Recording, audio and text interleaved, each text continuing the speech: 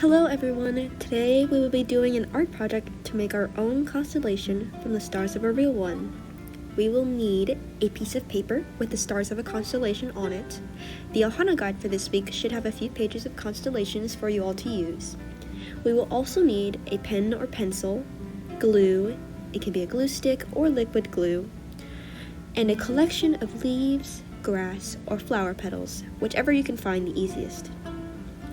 Now start off by using your pen or pencil to connect each star into an image you see.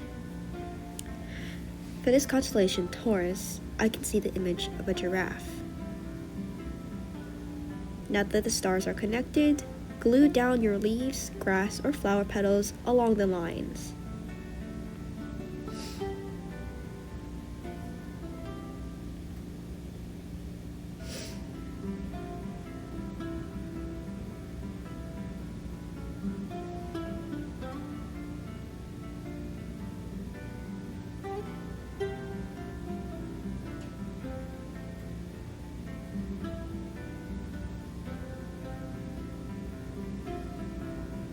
Now that you have finished gluing down your leaves, grass, or flower petals, use your pen and pencil to draw smaller details.